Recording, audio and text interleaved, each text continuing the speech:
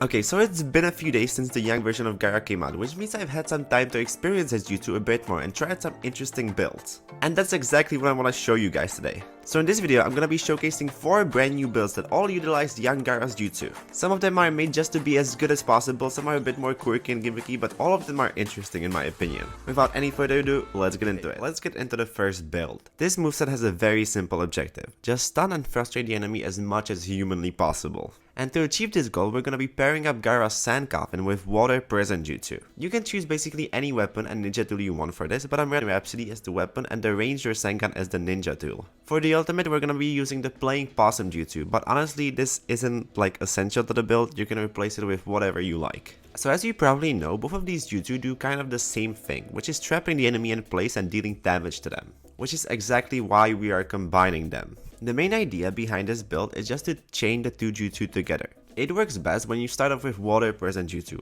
After you land it, you want to wait a little bit, ideally like 5 seconds. And after that, you use Sand Coffin, which should be a guaranteed hit since your opponent is stationary. Then you want to activate Sand Burial, which is going to knock your opponent into the air, and if you're close enough, you should be able to start your melee combo. If executed correctly, this combo can deal up to like 75% damage, at which point you can either try to finish the enemy with your ninja tool or let your teammates get the kill. Another thing that this build is kind of good for is that you can like select a single enemy and get them out of the game for like up to 10 seconds if you combine everything together, which can be amazing if you're targeting the heal type. The main weak point of this moveset is trying to use water prison jutsu without anyone noticing you, since it has a pretty long activation time and can be easily interrupted. So you ideally want to use it as a surprise attack. But thankfully, water prison jutsu also has pretty good tracking and a long travel distance, so it isn't hard to land at all. After that, you basically just hope that your teammate won't interrupt the combo or that you won't get hit by an enemy. Another thing that you could try doing is to target different opponents with your 2 jutsu, restricting your enemy team as much as possible and allowing you to capture objectives, for example. I think the great part of this build is the versatility. I think it honestly works best in flag battle, but it's very much useful outside of that as well. Finally, the Shukaku ultimate is good in all game modes too. You're very likely to get 2 kills with it, or you can try to stop someone from capturing the flag, for example. Additionally, one great thing about the ultimate is that it cannot be interrupted once you use it, so it's actually like the perfect jutsu for when the entire enemy team is on you, allowing you to get out of trouble and start getting some kills yourself. Alright, now onto the second build of the video. If the first build was focused on targeting a single enemy and dealing a bunch of damage to them, then this build is kind of the opposite. For this one, we're gonna be pairing up Gaara's Sand Tsunami with reanimated Minato's Celestial Air Slice. Apart from that, the ultimate and the equipment is the same as the previous build. The core idea behind this moveset is to basically be the ultimate offensive support type player on your team. You're not gonna be dealing massive damage with this build, instead the goal is to deal damage to as many enemies as you can at once, while also making it hard for them to move around and target other players. Both Celestial Air Slice and Sand Tsunami are similar in the sense that they are not short jutsu, as it takes quite a long time for them to finish off once they get started. This means that throughout most of the game, you're gonna have one or the other jutsu available, which will allow you to overwhelm your enemy and make it much easier for your allies to engage them and finish them off. Once again, I think this build is quite versatile, as it is not only amazing in teamfight, it also makes it much easier for your team to capture or defend objectives. The downside this time being your 1v1 potential, as you're gonna struggle off to finish off enemies with this build, so I would suggest avoiding any situation like that if possible.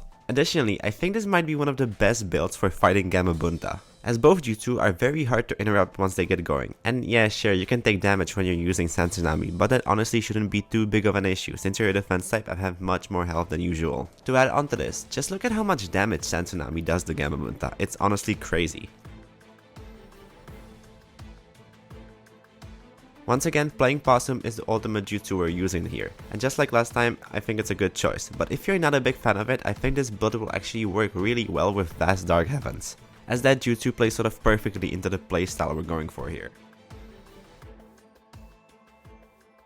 Okay, let's move on to the third build, which I would personally consider the best in the video if we're judging solely on how good something is in the meta. For this one, we're once again gonna be using Gaara's Sand Coffin, but this time it will be accompanied by Kasame's Shark Bomb. Everything else stays the same. Now, why do I think this build is so great?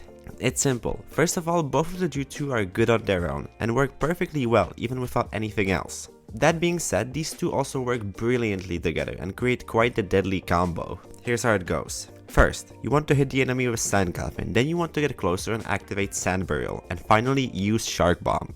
Now, if you time it correctly, you can hit the enemy with both parts of Shark Bomb, the close part and the range part, which in total deal a bunch of damage. Combined with the initial damage from Sand Barrel, if you chain everything correctly, your enemy is gonna be very low on health. I forgot to mention this earlier, but Sand Coffin can actually take a couple of hits before it breaks, meaning that you could do additional damage before you actually activate Sand Burial at all. You could also theoretically first try to do a melee combo after you use Sand Burial and then try to use Shark Bomb. This would probably be enough damage to finish the enemy off at once, but landing the Shark Bomb isn't gonna be as easy afterwards. As I previously said, these two jutsu don't need each other to work, which I think is the perfect recipe for a great build. You're trying to get jutsu that have a harmony between each other, but aren't completely dependent either. As you can probably tell, this build is mainly offensive, so it doesn't offer a great amount of utility, which I would say is the biggest downside. If your team is trying to capture an objective, you should mainly focus on getting rid of the enemies when using this build. It works best when you're fighting someone 1v1, it's fine in team fights, but you do obviously run into the possibility of someone breaking your Sand Coffin and kind of ruining your whole combo.